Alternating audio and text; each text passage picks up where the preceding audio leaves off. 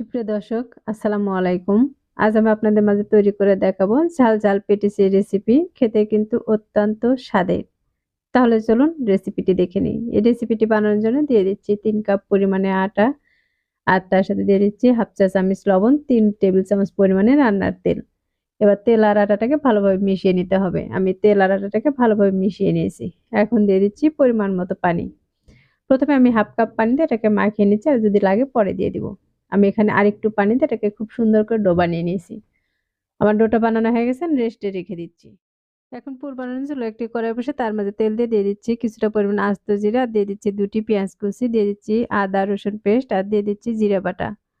সবগুলোকে ভালোভাবে তেলের সাথে নেড়েচেড়ে মিশিয়ে নিচ্ছি। এখন দিয়ে দিচ্ছি কিছুটা পরিমাণে চিকেন। দিয়ে দিচ্ছি ১ চা চামচ লবণ, 1/2 চা চামচ ধনিয়া গুঁড়া, ১ চা চামচ লাল মরিচের গুঁড়া, আর কিছুটা পরিমাণে হলুদের গুঁড়া। এবার এই সবগুলোকে আমি চিকেনের সাথে নেড়েচেড়ে মিশিয়ে নিয়েছি। আমি চিকেনটা সিদ্ধ হওয়ার জন্য দিয়ে দিচ্ছি কিছুটা পরিমাণে পানি। কিছুটা পানি দিয়ে আমি চিকেনটাকে সিদ্ধ করে নিচ্ছি।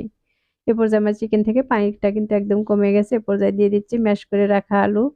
আমি যে পরিমাণে নাস্তা বানাবো সেই পরিমাণে আলুটা নিয়েছি। সবগুলো ভালোভাবে নেড়েচেড়ে মিশিয়ে নিয়েছি। আমার এই পর্যায়ে এগুলো মেশানো হয়ে গেছে। এখন এর মধ্যে দিয়ে দিচ্ছি কিছুটা পরিমাণে ধনিয়া পাতা। ধনিয়া পাতাটা দিয়ে আমি এই আলু আর চিকেনের সাথে ভালোভাবে মিশিয়ে নিচ্ছি। আমরা একে ৩ থেকে ৪ মিনিটের মতো ভেজে নিয়েছি। আমার এগুলো ভাজা হয়ে গেছে। এখন একটি বাটিতে উঠিয়ে নিচ্ছি। যে ডোটা মেখে রেখে দিয়েছিলাম সেটাকে আমি আবারও ভালোভাবে মথে নিচ্ছি। আমার এখন ডোটা মথে নেওয়া হয়ে গেছে। এখান থেকে কিছুটা পরিমাণে ডো আমি হাতে নিয়ে হাত দিয়ে ঘুরিয়ে, ঘুরিয়ে গোল করে তারপর এটাকে বোর্ডে নিয়ে নিচ্ছি। বোর্ডে নিয়ে আরেকটু গোল করে হাত দিয়ে চেপে চ্যাপ্টা করে নিচ্ছি। এখন এর উপরে কিছুটা পরিমাণে শুকনো আটা দিয়ে তারপর এটাকে রুটি বেলনা দিয়ে রুটি বেলে নিচ্ছি। আমি কিন্তু অনেকটা বড় করে রুটিটা বেলে নিয়েছি। যতটা পাতলা করা সম্ভব ততটা পাতলা করে বেলে নিয়েছি। এখন এর উপর দিয়ে দিচ্ছি কর্নফ্লাওয়ার। আমি একটা, একটা করে রুটি দিয়ে দিব আর কিছুটা পরিমাণ করে এরকম করে কর্নফ্লাওয়ার লাগিয়ে নিব। আমি ৪ থেকে ৫ টি রুটি এখানে দিয়ে দিয়েছি। তারপর এরকম রোল করে নিচ্ছি। আমার এটা রোল করা হয়ে গেছে। এখন আমি সাইডের অংশটাকে কেটে দিচ্ছি।